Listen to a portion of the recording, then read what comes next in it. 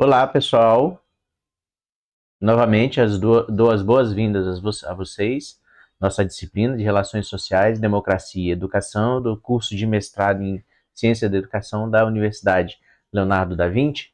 E hoje nós vamos discutir um pouco sobre a perspectiva da democracia. Um pouco, porque nós temos dois grandes momentos para poder discutir esse assunto, né? O primeiro momento eu quero dar uma contextualização geral em termos de democracia, em termos de sociedade, o que a gente tem de entendimento sobre o processo de transição, principalmente, né? Que é fundamental a gente pensar nessa perspectiva do que é uma transição democrática, o que significa isso para a gente aqui no contexto da América Latina, né?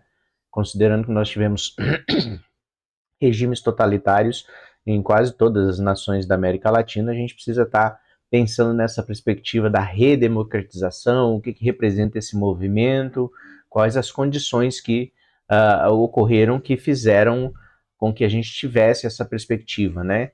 A gente vai fazer um en passant sobre essa perspectiva nesse vídeo para poder discutir um pouco depois sobre a perspectiva da democracia e como a gente na educação influencia nesse processo, como a gente deve trabalhar na perspectiva de entender o que é democracia de fato, ok? Então, eu, professor Marcelo Magno, vou estar junto com vocês discutindo essa perspectiva hoje e espero que a gente possa, num momento posterior, trocar ideias. Lá no nosso fórum a gente pode começar essa perspectiva. Mesmo ele sendo avaliativo, ele é bem aberto, bem amplo, que vai ficar para a gente poder discutir esse assunto, transição, as visões diferentes sobre democracia, toda essa perspectiva que a gente precisa de fato entender, ok? Então, vamos começar?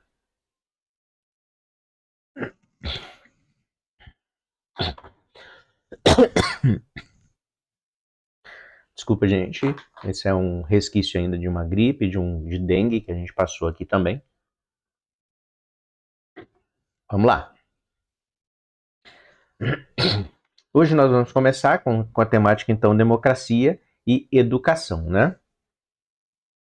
Primeiro momento aqui a gente vai pegar dois pequenos textos, pequenos excertos de Paulo Freire sobre a perspectiva do que seja democracia, do que seja de fato pensar essa perspectiva, né? E nós temos algumas palavras-chave para pensar na democracia. Primeiro, vamos pensar no contexto geral, no contexto clássico da discussão sobre democracia, onde a gente tem duas partes de uma palavra, né? Demo e cracia. Demo, que significa povo, né? E cracia, que significa governo, né? Assim como a gente pode falar em autocracia, que é o autogoverno, né? A gente, assim como a gente pode falar na perspectiva da aristocracia,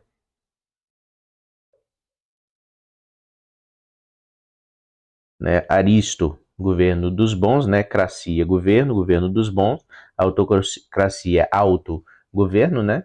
Então a gente tem a perspectiva de pensar nessa situação do que significa democracia, governo do povo. Então a gente já discute isso, já ouve falar com frequência aí, governo do povo, para o povo e pelo povo, né?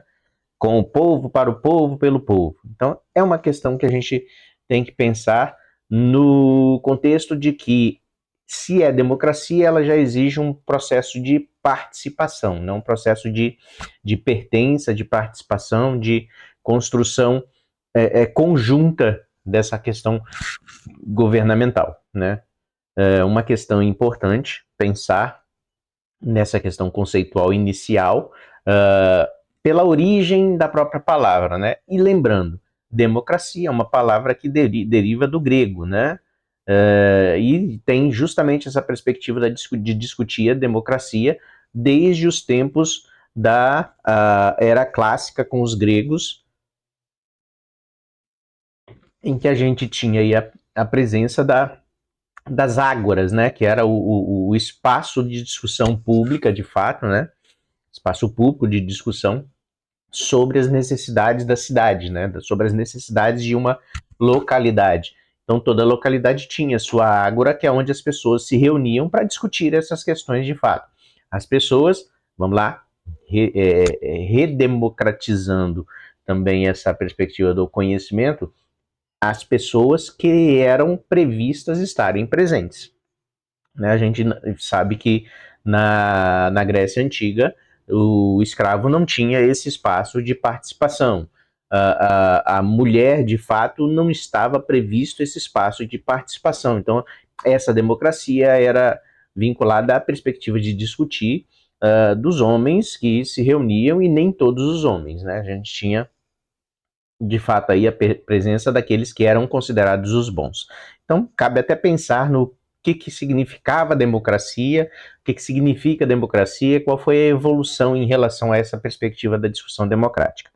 Então, pautando agora esse início, pensando naquilo que Paulo Freire nos coloca sobre essa perspectiva, eu quero falar para vocês sobre o primeiro item, aqui nesse quadro, onde ele diz que a democracia é um modo de vida pautado pela ética, abrangendo a vida social como um todo. Palavrinha-chave, ética, né? Ética que vem a ser aí algo que considera os costumes, mas não da perspectiva só da moral, mas numa perspectiva mais ampla, que discute aí os valores que regem uma sociedade, os valores que regem uma comunidade, que precisam pautar essa vida, né, esse modo de vida de uma sociedade. E se é ético, já não é individual, né? Apesar de a gente ter muitas visões sobre éticas, muitas possibilidades de atuação ética, né? Já é uma questão de discussão, e se a discussão já é conjunta, primeiro passo. Então, é um modo de vida pautado pela ética, tá? E leva em consideração o quê? Abranger a vida social como um todo e, de maneira especial, a dimensão formativa do ser humano, né? Ele aponta para a gente que o que precisa ser pensado é a vida social, o que impacta essa vida social, o que influencia no exercício da cidadania, no exercício da perspectiva de participação, da perspectiva do controle social, né?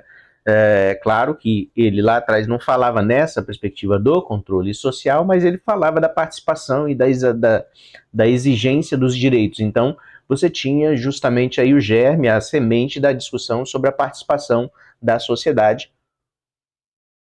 no governo das coisas, né? No governo da cidade, de fato, né? E aí ele fala dessa questão de maneira especial a dimensão formativa. Que dimensão formativa é essa? Para ser participativa, as pessoas precisam ter na mente esse interesse, ter na mente a visão de que isso é possível, ter nas suas práticas cotidianas a identificação do que está certo ou errado, para poder discutir de fato essas perspectivas. Não do ponto de vista de uma simples opinião, né, numa emissão de uma opinião, mas de fato perceber os impactos, né, analisar criticamente e avaliar o contexto social como um todo, né? Se a gente olhar historicamente, a gente nem sempre teve essa possibilidade de participação. A gente nem sempre teve essa possibilidade de ter os espaços abertos para essa participação. A gente nem sempre foi influenciado de maneira a que essa participação pudesse acontecer, né? E, de certa forma, a gente ainda tem muito a caminhar para que as pessoas acreditem que elas tenham espaço de participação, tenham espaço de discussão, que esse espaço público deve ser ocupado pelos interesses sociais, né? E quando não é ocupado por todos os interesses sociais no processo de discussão, um dos interesses sociais sempre acaba influenciando mais no surgimento das políticas públicas, no gerenciamento do Estado, no gerenciamento da vida social como um todo, né? Então é importante essa perspectiva, né? E aí ele diz que isso tudo é pautado na educação. Por que isso é pautado na educação? Essa perspectiva de discussão, de participação, de entender que existem espaços, de buscar o seu espaço nessa participação social, depende do processo crítico, do processo de avaliação dessas questões, né? E aí, claro, a gente não vai falar do que tem acontecido no cotidiano, principalmente na nossa nação, de falar muito sobre a perspectiva das fake news, do momento do pós-verdade, né, em que a gente percebe muitas vezes a discussão do que é verdade ou que não é verdade por conta da discussão ideológica existente, né? Claro, a gente tem que pensar que ideologia, cada grupo tem uma ideologia, então, em determinados momentos, aparentemente uma se impõe às outras, né? Então, você tem que estar pensando nessa perspectiva, até sob o ponto de vista de discussão de como fazer com que o processo seja muito mais voltado para o bem comum e menos para as ideologias, de fato, né? O bem comum deve ser pensado de uma maneira maior. Daí que a gente pensa no modo de vida ser pautado pela ética, né? Para além da perspectiva de uma única filosofia, de uma única epistemologia, na realidade, você tem que pensar no contexto do bem comum, ou seja, participam aqui pessoas de todas as vertentes ideológicas possíveis para poder discutir de fato os rumos de uma sociedade, os rumos sociais, né? Então você tem essa perspectiva que é muito mais democrática, né? E o segundo quadro, Paulo Freire vai dizer o seguinte: antes de ser uma forma de regime político, que a gente entende democracia geralmente pensando na perspectiva dela como regime político, ela consiste num modo de vida pautado no diálogo, tá? Na participação, na conscientização.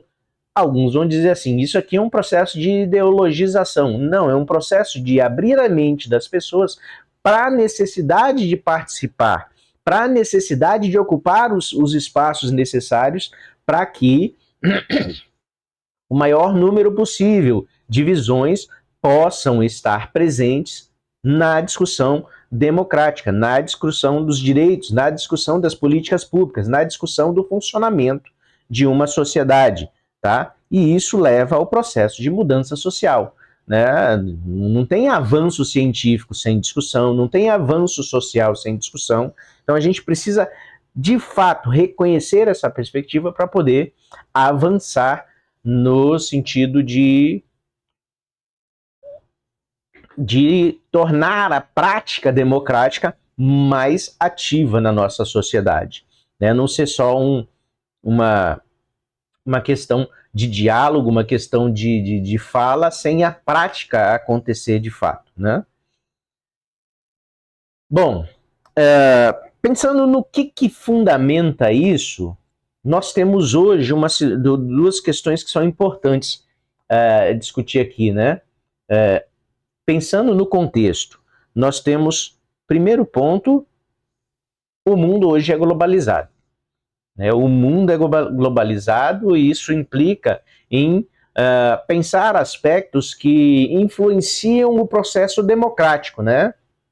A proximidade com modelos democráticos diferentes que a gente tem, dado a disponibilidade de conhecimentos, a disponibilidade de material para que todos tenham acesso, para que todos possam visualizar como funciona aqui, ali e lá, permite que você comece a olhar para o próprio âmbito de uma nação, seja o Brasil, seja o Paraguai, seja Estados Unidos, seja Europa, nas diversas vertentes de estados nacionais, e entender como funciona o processo democrático em cada nação. E percebendo isso, perceber onde a gente está aquém e onde a gente está além nesse processo de democratização, né? É uma das questões importantes pensar nesse processo de globalização. A aldeia global nos permite mensurar essa perspectiva das diferenças.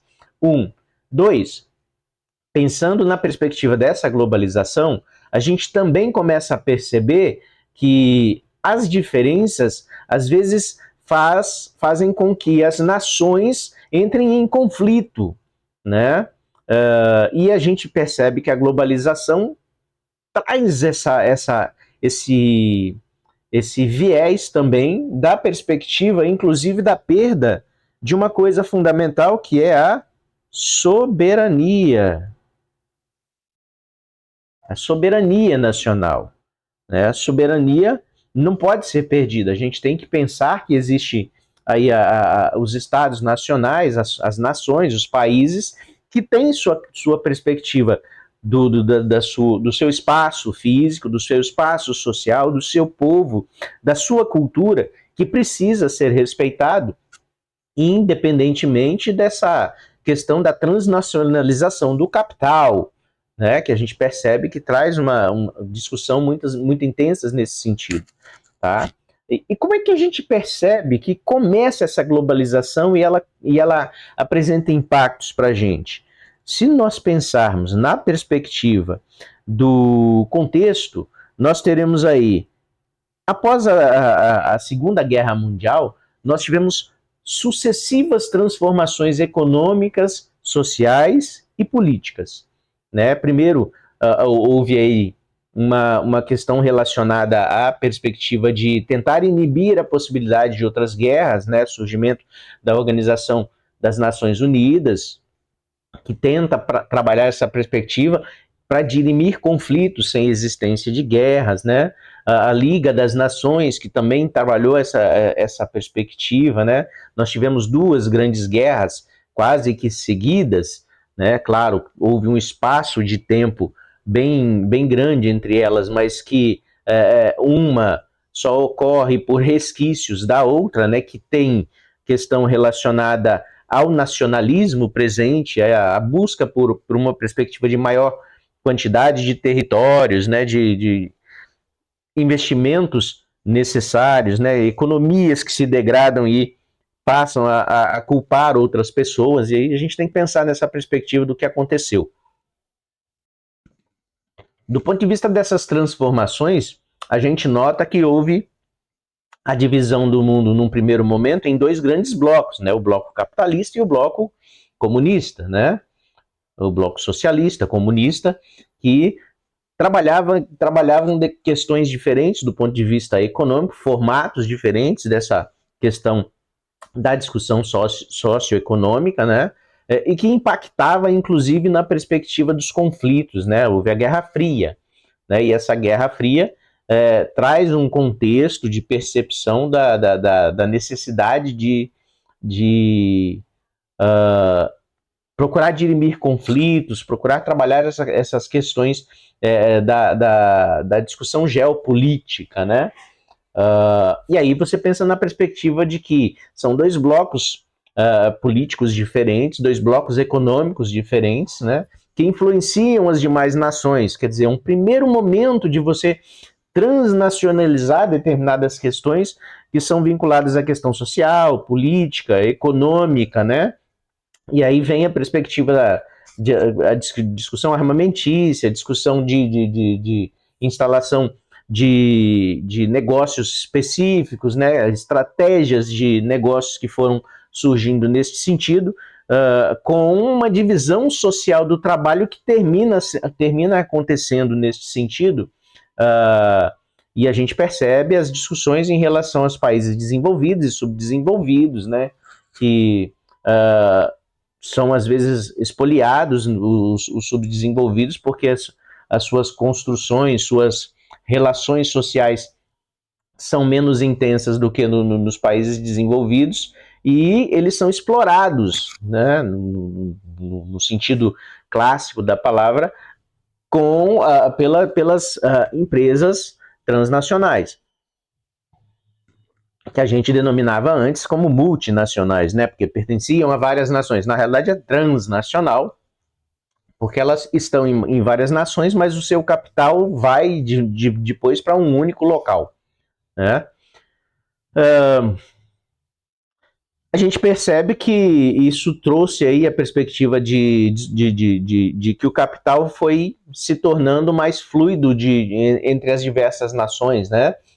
Apesar de existir a soberania nacional, existia um conjunto de fatores que levavam à perspectiva da discussão das diferenças entre essas nações, você tinha o impacto econômico que, na realidade, era muito transnacional.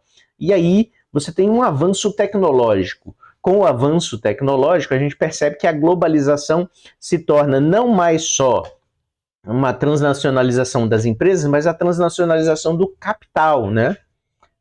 O capital já não é mais pertencente a um país. E agora, ainda mais, esse capital praticamente se tornou não físico. A gente percebe que um avanço de que o capital ele migra de um país para outro com um simples toque num teclado. Quer dizer, é uma perspectiva que a gente verifica hoje. A gente já está falando de teclado do ponto de vista passado, né? Que um toque na tela do telefone hoje já tira dinheiro de um país para outro. Né? Então, perceber essa questão que impacta muito nas relações de trabalho, impacta bastante na efetivação de um estado de bem-estar social. Né? A gente percebe a perspectiva de que o estado de bem-estar social sofreu profunda crítica, né? E ele sofre ainda profunda crítica, porque a proposta dele, após a quebra da Bolsa de Nova York, que ocorreu aí depois da Primeira Guerra, trouxe impacto profundo para a economia mundial. Né? E aí todas as nações liberais, neoliberais, percebem que precisam também passar pelo processo de investir no bem-estar social. E esse processo de investir no bem-estar social, ninguém consegue definir qual o montante, em que nível daquilo que você tem de produto nacional, produto interno bruto, você pode utilizar aquilo para questão social, né? Então, esse impacto é profundo, né? Isso vai variando, dependendo da nação, dependendo das questões que são discutidas, isso impacta profundamente nesse processo, né? Também a gente percebe que existem articulações em relação a direito e política dos estados nacionais. Então, isso vai trazer aí as discussões geopolíticas, um novo desenho dessa perspectiva da divisão social do trabalho, né? A gente pode dizer, por exemplo, a perspectiva de que os Estados Unidos têm um profundo vínculo com produção, mas a sua produção, às vezes, ela é feita na Índia, é feita na China, é feita em Taiwan, quer dizer, são nações que têm uma perspectiva trabalhista diferenciada e que influencia no como você desenha essa questão da própria produção. A produção é feita lá, mas é vendida e o capital é revertido para os Estados Unidos, né? Nesse sentido, a gente tem uma identificação dessa perspectiva, né? Sobre quais são os direitos, quais são as questões relacionadas aos Estados nacionais e uma discussão geopolítica de novo muito intensa. A gente percebe que após o avanço da perspectiva da Glasnost, lá na final da década de 80, início de 90, nós tivemos a queda do Muro de Berlim, a abertura econômica da Rússia, né, uma perspectiva de repensar toda essa perspectiva da divisão capitalismo e socialismo. E vemos a China hoje, que é um país pujante economicamente, não obstante ser um país comunista. E pensar quais são as perspectivas que levam a isso é importante, né? Porque faz parte desse processo da discussão sobre a consolidação democrática, a consolidação dos estados nacionais de uma maneira diferenciada, essa discussão geopolítica, né, que impacta no como funciona a democracia, inclusive na perspectiva de influência ou às vezes intervenção de nações das Nações Unidas ou diretamente das próprias grandes nações, né, como os Estados Unidos, influenciando no processo de derrubada de Saddam Hussein e tudo mais. São questões que foram que a gente foi acompanhando durante todos esses anos, né? E aí a pergunta que fica é como que a gente exerce uma cidadania nesse cenário global? Eu sou um cidadão brasileiro, mas também tenho a perspectiva de atuar globalmente, né? E às vezes trabalhando para o exterior, né? Numa perspectiva que a gente vê claramente hoje, é muito mais fácil com essa questão da presença da internet, né? Economicamente, a gente compra produtos que são do exterior, né? E recebe no Brasil. Trabalhar, tem muitas pessoas que trabalham para empresas do exterior aqui no nosso país, principalmente no ramo da tecnologia, né? Então tem muito essa questão de que cidadania é essa que se exerce hoje, considerando essa globalização que, de certa forma, influencia no que seja um Estado nacional, né?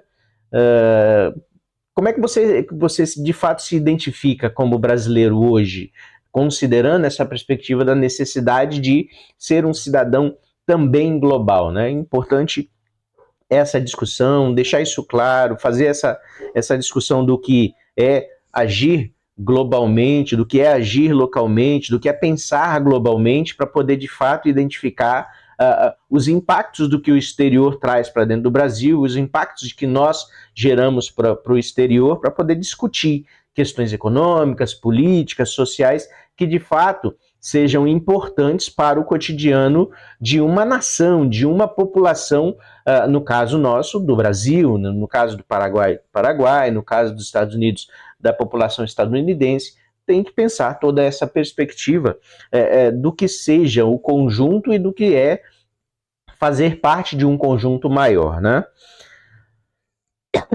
E aí a gente vê que durante essa discussão toda, no processo de globalização, há um certo enfraquecimento dos pilares sociais, né, e da própria democracia. Né? A gente vê que a soberania nacional, que é uma questão importante para o processo democrático, está sendo sobrepujada pela questão das grandes corporações, né? E isso está ficando cada vez mais claro, né? Então, soberania nacional, a questão dos estados nacionais, essa questão da cidadania, o que é, né? O próprio conceito de participação política, né? A gente vê que as pessoas hoje têm uma tendência maior a uma participação sem vínculo com a política institucional, quer dizer, a gente não tem muito a perspectiva de ver as pessoas de fato se identificando ou construindo projetos institucionais de fato, mas são sujeitos agindo cotidianamente no processo, sem considerar a perspectiva participativa, a perspectiva de pertença de fato, né? Então a gente percebe aí, ó, a dependência dos estados nacionais da economia internacional, né? Então, um modelo transnacional que a gente identifica e que acontece no nosso cotidiano hoje. Então, os estados nacionais, eles são influenciados pelas corporações, pelo poderio econômico presente, né? Então, há uma certa limitação dessa soberania. E aí, se você tem um estado que não é soberano, para que serve esse estado, né? E o Estado, que é uma outra questão importante, é um ente que tem uma certa função, né, e que a gente percebe hoje que existe uma discussão muito intensa sobre qual é o papel do Estado de fato hoje. É o Estado pensado aí como os entes governamentais, os entes que de fato tocam a administração pública, do ponto de vista geral, né? Pensando no poder executivo, que trabalha a questão da execução do que precisa ser feito numa sociedade, o poder legislativo, que tem aí nas suas mãos o poder de gerar leis, criar leis, observar o contexto social para fazer a defesa do que tem soberania nacional, dos direitos individuais, das garantias individuais que precisam ser pensados cotidianamente, né? E também a perspectiva de pensar o judiciário, que tem aí a perspectiva de dirimir conflitos com maior frequência, né? Tem tudo isso para a gente pensar só sobre o contexto de globalização, que faz parte nesse processo que a gente precisa estar discutindo, pensando no momento de discutir democracia. Né? Isso tudo que a gente falou aqui impacta no processo participativo, né? Em como as pessoas se dispõem a participar, né? E aí, numa sociedade onde as relações são fluidas, como afirma Zygmunt Bauman, nós temos pertença fluida, relações fluidas, as pessoas não têm muito interesse de fato, se aprofundar em determinados temas, determinadas questões que são relevantes para uma discussão social. Então a gente tem, como educador, hoje um papel fundamental que é de resgatar essa questão desse senso de participação, desse senso de pertença a uma sociedade de fato, né? Pessoas que a gente nota hoje, pessoas que de fato avançaram nos seus estudos, na questão cultural, e que ainda assim a gente percebe claramente que as pessoas não veem aquilo que a gente ouvia dizer de uma peça de Bertolt Brecht, né? Onde vieram, tomaram tudo do meu vizinho, bateram nele, mas eu não fiz nada, porque não era comigo. Né? Depois fizeram isso com outra vizinha, mas eu não fiz nada, porque não era comigo. Aí fizeram com o judeu, mas eu não fiz nada, porque não era comigo, eu sou cristão. E aí, quando entra na perspectiva de que ataca a gente, já não tem ninguém para defender e já não tem ninguém para ser defendido, né? E aí você tem essa perspectiva de que isso acontece dadas essas relações fluidas, essa falta de interesse pela participação, pela pertença, né? Ou a participação ela é só naquele momento, naquela perspectiva, naquele cenário e depois não tem mais, né? Claro, nós vemos hoje movimentos de pessoas que estão de fato se aproximando, se apropriando mais, mas esse movimento ainda é pequeno, né? Você tem muito essa perspectiva das ações pontuais, mas que impactam naquele momento, mas não impactam a vida social como um todo, né? Vai impactar naquele momento e depois acabou, né? Nesse cenário, a gente viu florescerem aí diversos momentos, em diversos momentos, questões relacionadas a um recrudescimento sobre a perspectiva participativa, sobre essa perspectiva de discussão sobre as questões sociais, de fato, né?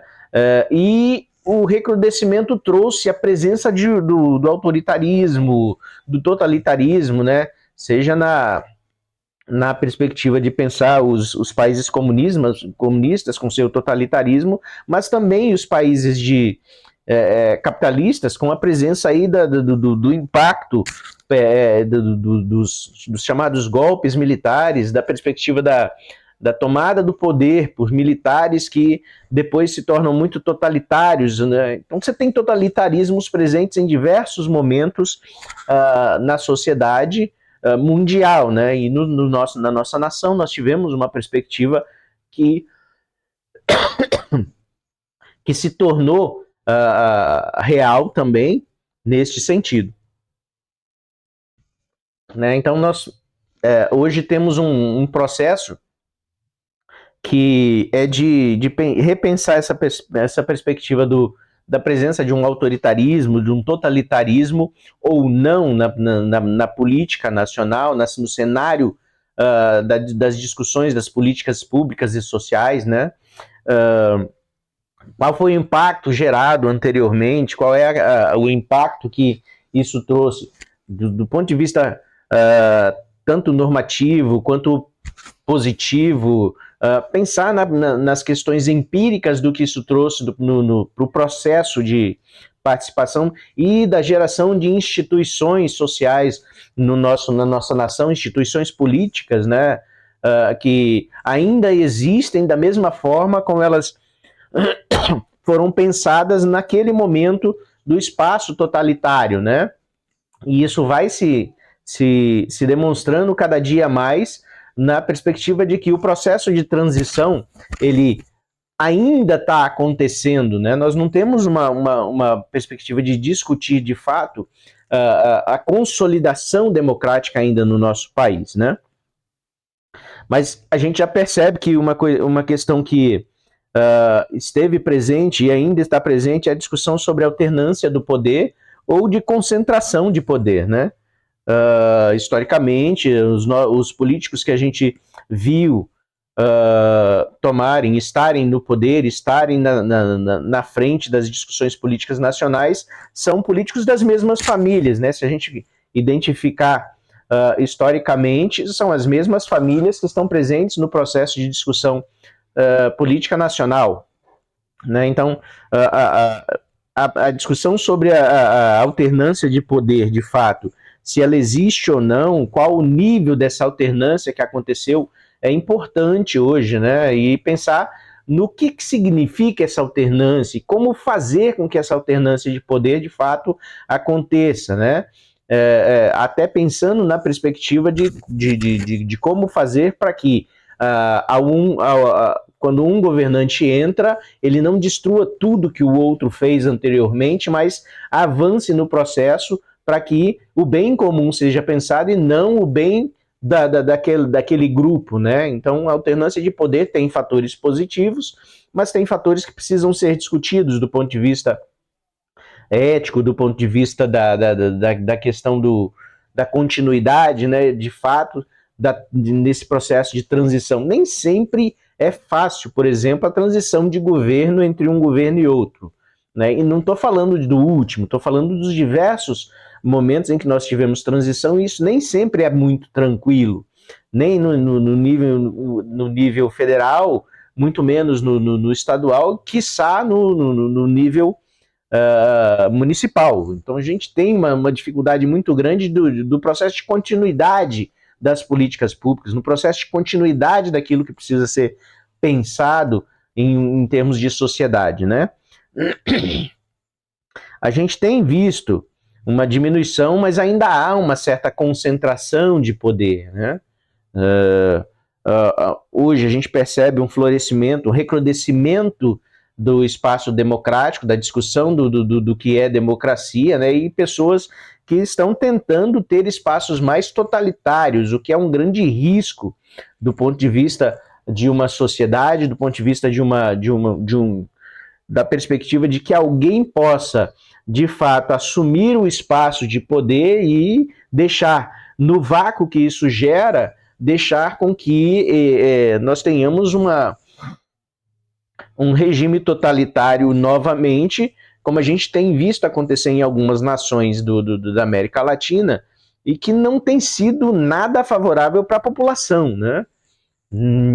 Por outro lado, por exemplo, o simples voluntarismo, né, de político que a gente vê acontecer em algumas lideranças, ou mesmo o próprio populismo, né, que é querer fazer para poder ser bem visto pelo povo, pura e simplesmente, né, e fazer com que essa liderança mais carismática apareça e que se torne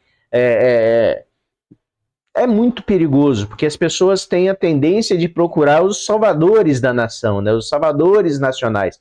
E esses salvadores nacionais, não, de fato, não trazem um projeto delineado, um projeto de participação, um projeto que traga aí a perspectiva de um exercício cidadão mais efetivo. Nenhum desses projetos autoritários, totalitários, ou muito voluntaristas, ou mesmo populistas, trazem uma solução para as questões sociais, para as questões econômicas de uma nação, porque eles não têm essa perspectiva da discussão científica, de fato, sobre esse processo, da discussão científica, da discussão de fato fazer as pessoas participarem.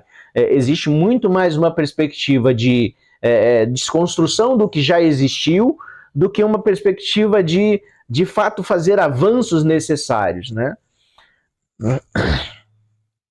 E aí uma questão interessante é qual é o perfil dessa democracia brasileira, né? Que é uma democracia representativa, que é uma democracia focada na perspectiva das coalizões, onde para poder governar e não é só o caso brasileiro, mas nós temos uma questão intensa aqui, né? Que os lobistas têm um poder muito grande, a influência das grandes corporações brasileiras nesse processo político é muito grande, né? Então você tem aí a necessidade de emendas parlamentares serem incluídas num processo orçamentário, de forma que aquele orçamento daquele governante possa ser aprovado. Quer dizer, você tem...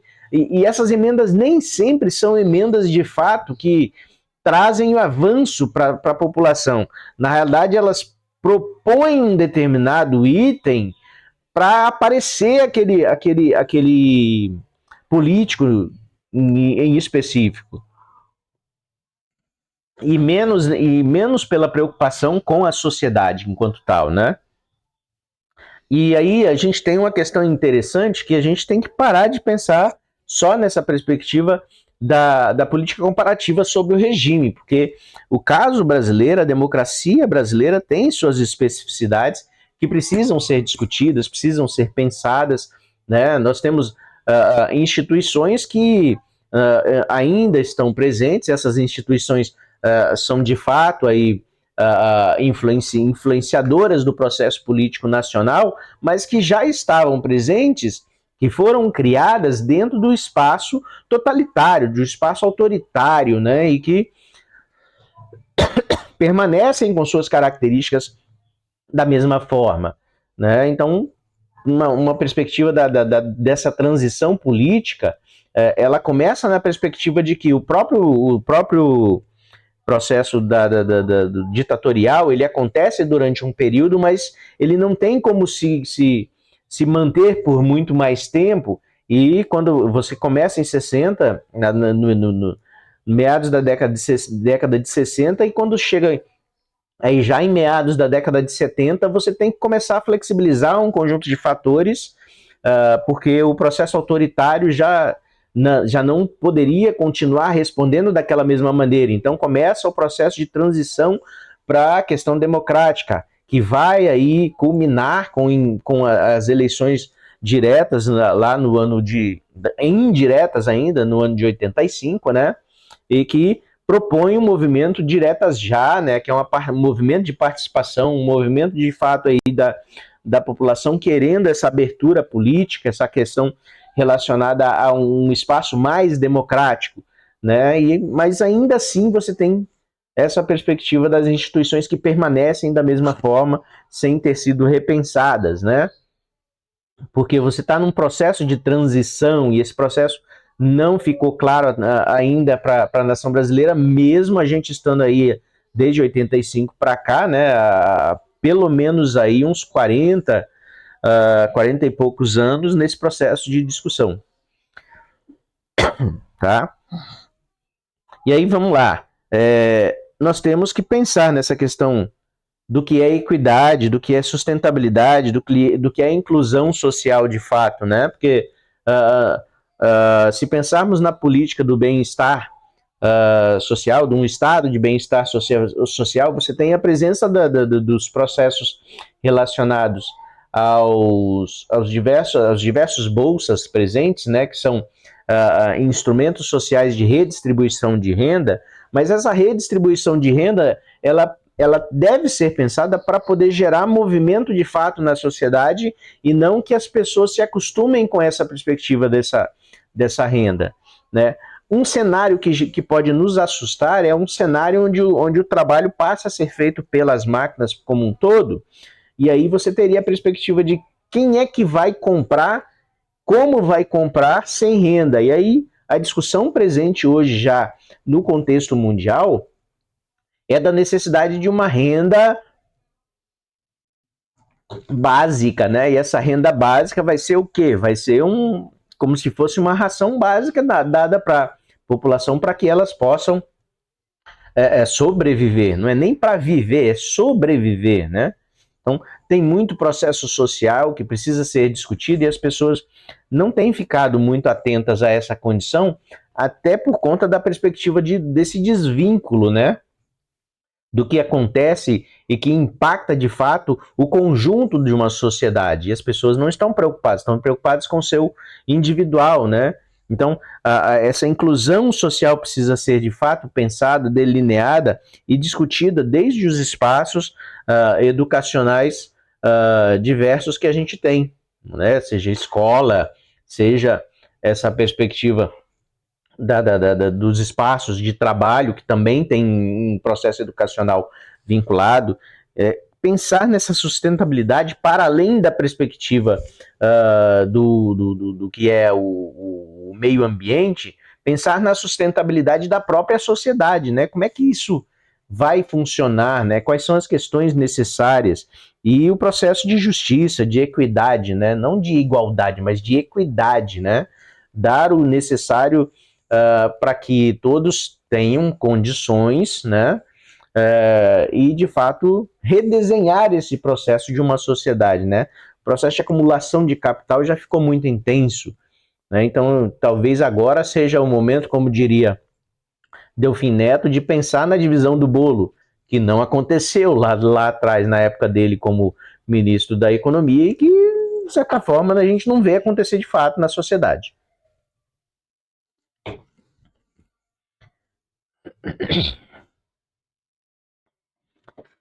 Ok, vamos pensar no que foi esse processo de transição, né?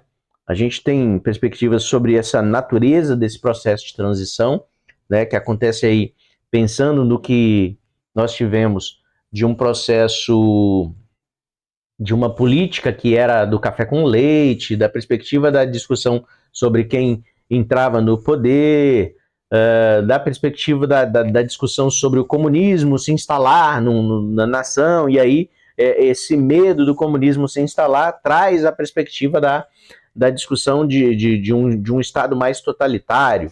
E aí, com essa situação, você procura inibir essa presença comunista, mas no final das contas você acaba também trazendo aí um aspecto negativo para a vida social, mesmo estando sob uma perspectiva do que se diz como liberdade, né? Então você tem um desenho que não é muito característico de algo que seja democrático, né? Então, com isso, surge a necessidade de discutir uma redemocratização, né?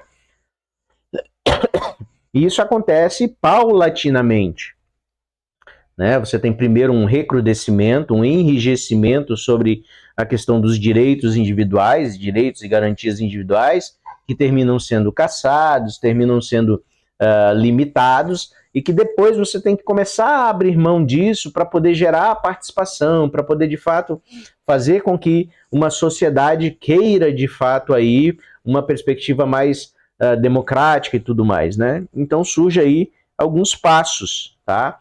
Com esses objetivos aí de trazer um espaço mais democrático de início, né? De maior participação, abertura para que existam os partidos. Primeiro você fecha tudo, não tem mais partido, quem comanda, quem governa são os militares, e o restante vai seguir as regras dos militares. Todos os políticos tinham que seguir, se não seguisse, estava fora, né? E aí você começa num processo paulatino, permitindo a existência de pelo menos 2 partidos, o que lembra um movimento norte-americano também, né?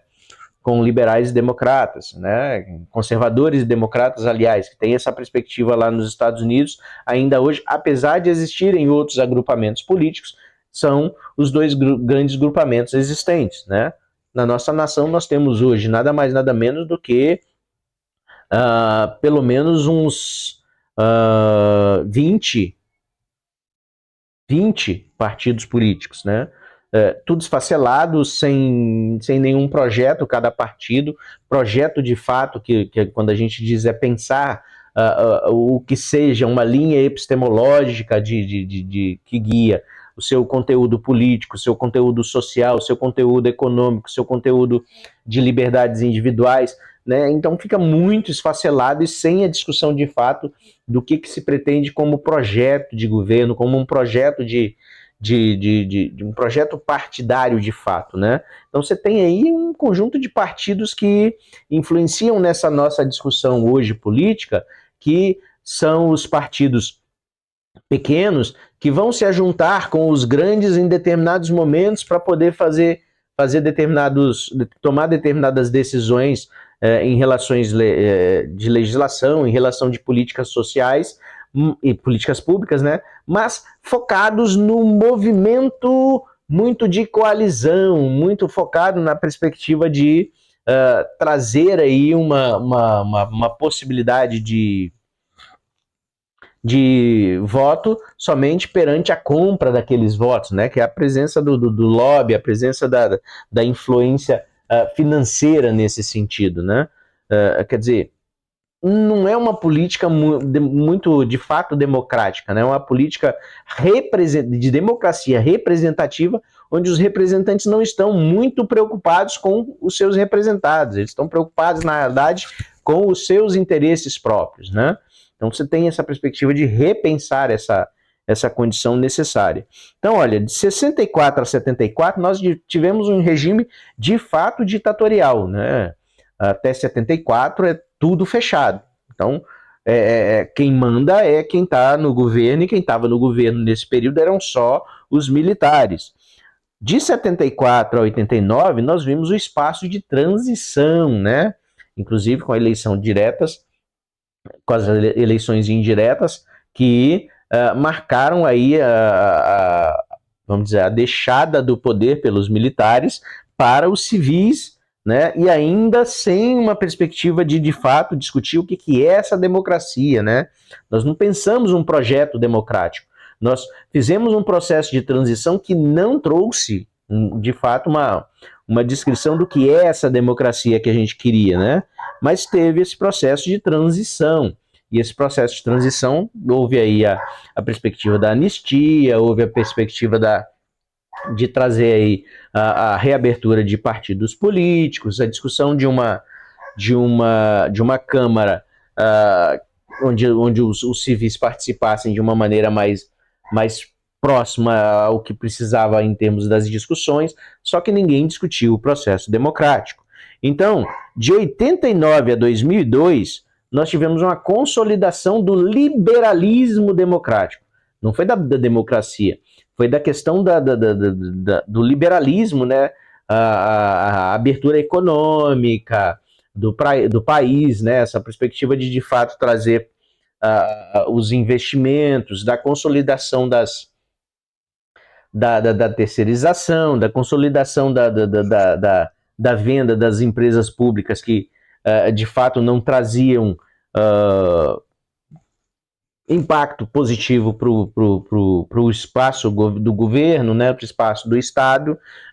Claro, nesse bojo, nesse embolado todo, você termina também passando muita coisa que era positivamente necessária que ficasse para o Estado, mas aconteceu nesse sentido, né, de enxugar o Estado, de tentar fazer com que o Estado fosse mais enxuto no sentido de gastar menos com o Estado e poder trabalhar com a perspectiva de investir mais no social e na infraestrutura, né? E isso foi um processo aí um tanto participativo, né? Na perspectiva de fato, abrir espaço de discussão, mas não um espaço de decisão conjunta, né? Então não foi de fato uma democracia, mas foi um liberalismo democrático que nós tivemos nesse cenário. E de 2002 até o presente nós temos novos desafios, muitos desafios. Nós não consolidamos a democracia, precisamos repensar um projeto democrático de fato para a nação, né? E há um certo recrudescimento na perspectiva do que seja democracia, né? Tem gente hoje novamente discutindo que talvez o espaço autoritário fosse melhor. Tem que pensar o que significa isso na cabeça das pessoas, de fato pesquisar e identificar essa questão da presença desse tipo de discussão.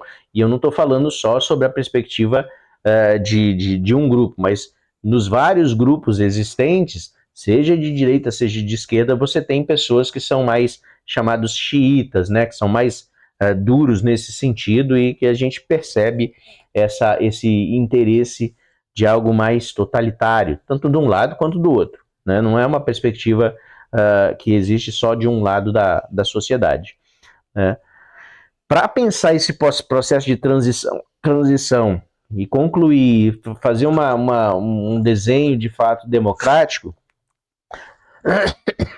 lá atrás nós tivemos a presença de instituições que foram suprimidas, né? Instituições que deixaram de existir, né? E que não voltaram mais à existência. Isso na década de 64 a 74. Teve instituições que foram restauradas nesse processo, né? A gente tem a perspectiva aí de mensurar de fato os partidos políticos que foram restaurados, que passou a existir, né? Partido, inclusive o próprio Partido Comunista, que era um partido que ficou na clandestinidade, também teve seu espaço consolidado nesse processo, né? São instituições que retornaram e que participam, que existem hoje aí dentro do nosso espaço. E existem instituições que foram transformadas, tá? Então, nessa perspectiva, houve mudança, houve questões que trouxeram avanço, mas tem questões que ainda precisam ser discutidas, né, e talvez passar por uma outra transformação, inclusive do que seja, na própria visão do que seja um Estado, do que seja necessário o Estado fazer, e a questão de qual é o papel desse Estado de fato, né? E aí, uma coisa importante a discutir é a natureza da mudança que o governo processa, né? Ou, aliás, que governa esse processo, né? É uma natureza que, de fato, que é um processo participativo? Não é. É uma natureza hoje que a gente identifica que é muito mais individualista. A gente precisa estar pensando e influenciando, de fato, nesse processo, né? E aí tem a questão tecnológica que, de fato, ela aproxima as pessoas distantes, mas distancia as pessoas próximas, né? A gente percebe muito isso, né? E até o papel dessa tecnologia dentro desse processo a gente tem que pensar, porque a tecnologia ela traz fatores positivos e traz fatores negativos, né?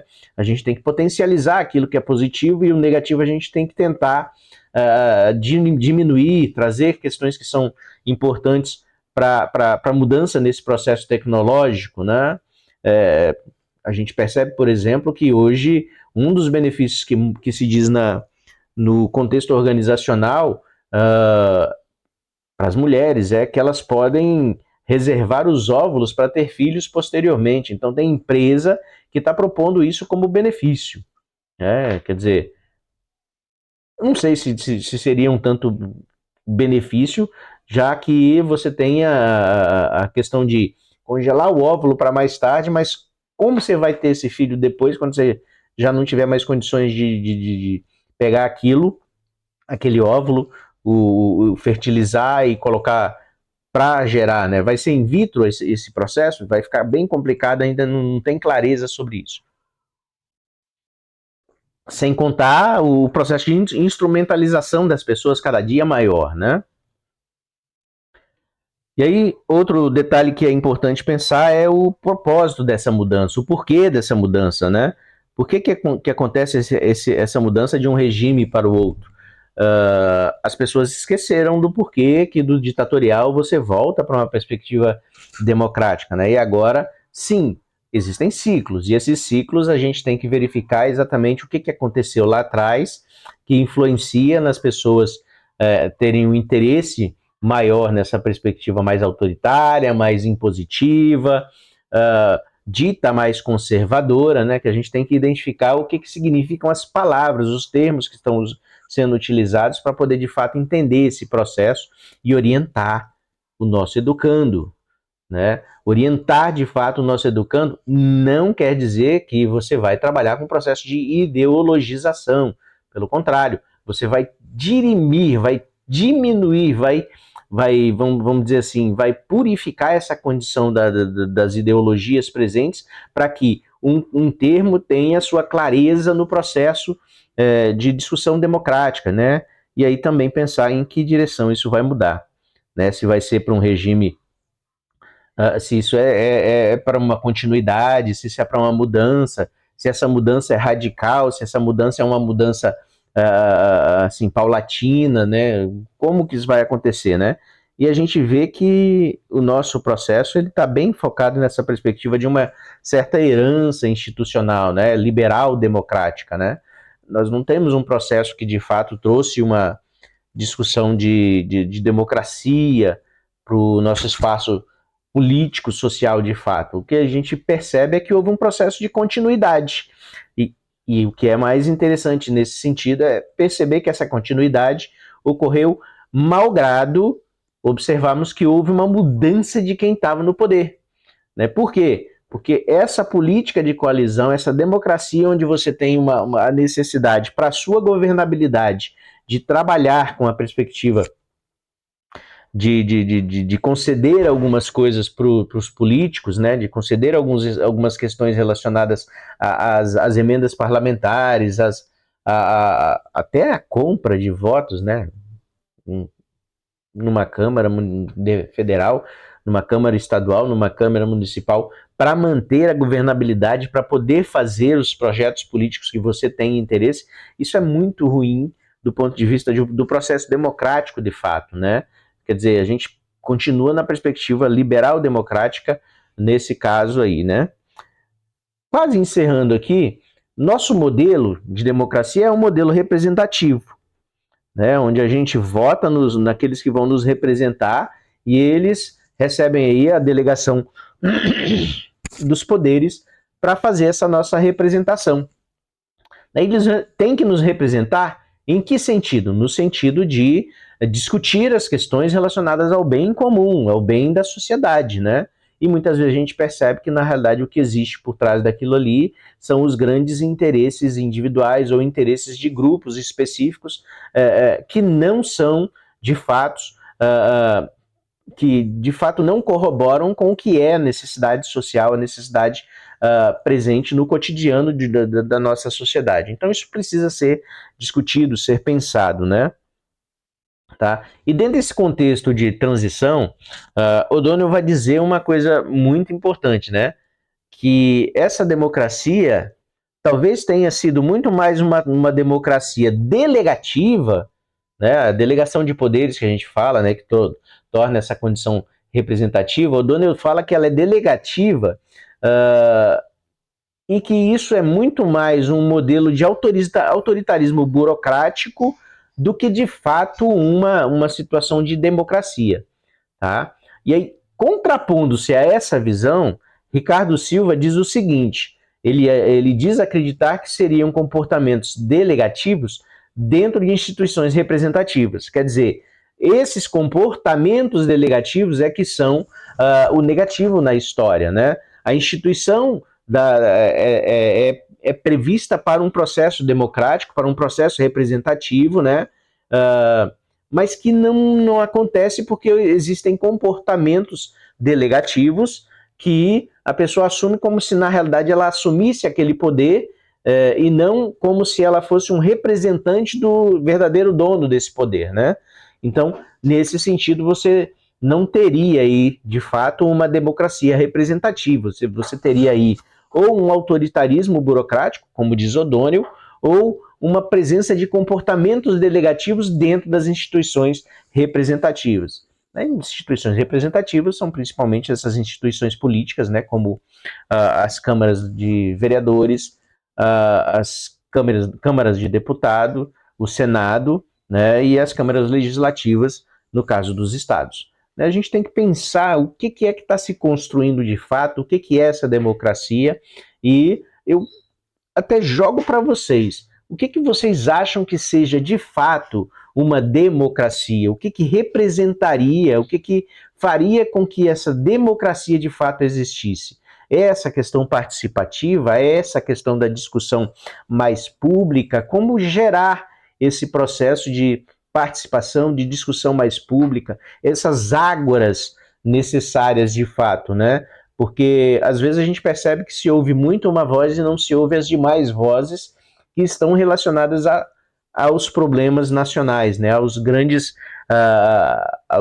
problemas nacionais que de fato a gente precisa estar discutindo para a melhoria da nossa sociedade.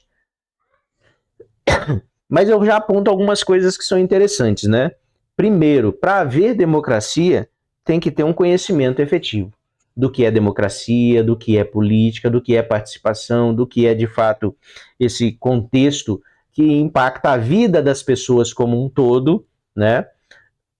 E as pessoas nem se dão conta que aquilo que está se falando no jornal impacta a vida delas como um todo, né? Dela, da família e da sociedade, tá?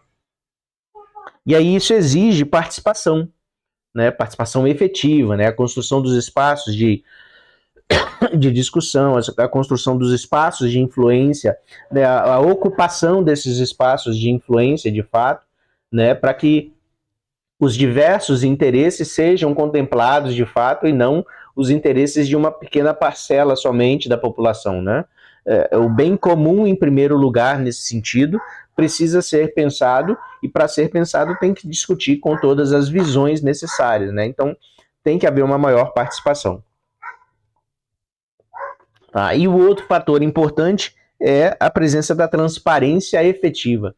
Não estou falando dessa transparência que a gente vê o governo dizer que faz aí com a publicação de determinados dados, mas de fato, o que essa transparência precisa para que as pessoas compreendam o processo democrático de fato. Senão, não vamos ter presença da democracia de fato nunca na vida.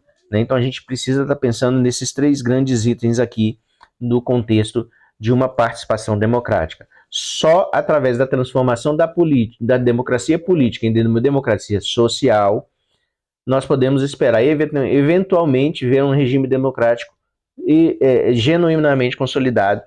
Assim diz Ricardo Silva, e de certa forma eu corroboro com essa visão, porque eu acredito que sem conhecimento, sem participação efetiva, sem a transparência, nós não teremos uma sociedade que de fato traz para a gente um avanço no contexto social, no contexto democrático absoluto, ok? Bom, pessoal, o que eu queria falar para vocês hoje era isso, né? E aí eu abro o espaço de discussão com o nosso fórum, que vai ser um fórum avaliativo e é participativo mesmo, não é uma perspectiva de a gente colocar uma frase lá e deixar, mas é ver o que o outro colocou, comentar, falar. Nós temos visões diversas, visões diferentes, e para construir o conhecimento a gente precisa de fato discutir. Não dá para poder pensar na perspectiva de discussão democrática, de discussão de conhecimento e de construção de conhecimento e não ser algo participativo. Tem que ser algo que de fato valha a pena. Não é um fórum pelo fórum, não é um fórum para poder dizer assim, não, mas eu só vou participar porque isso é obrigatório. Não, é um fórum de discussão de fato sobre essa perspectiva. Eu tenho certeza que vocês têm ideias que são diferentes das minhas, que são diferentes do que eu expus aqui, que são questões relacionadas à construção democrática sob uma visão diferente, e eu quero, de fato, discutir isso com vocês. Eu quero, de fato, construir isso, construir essa perspectiva, até porque o espaço educacional se constrói dessa forma. Então, a gente tem que pensar nessa condição. Eu agradeço a vocês, espero que vocês não achem que esse vídeo, essa construção social que eu fiz aqui, de conceitos, de construção do que aconteceu, do que vem acontecendo, de uma análise sobre essa perspectiva, se torne algo que é cristalizado. Não existe essa cristalização, existe uma discussão, existem visões que precisam ser, de fato, acompanhadas, entendidas, para que a gente discuta aí, de fato, os problemas brasileiros e as necessidades da democracia brasileira. Obrigado e até o próximo vídeo.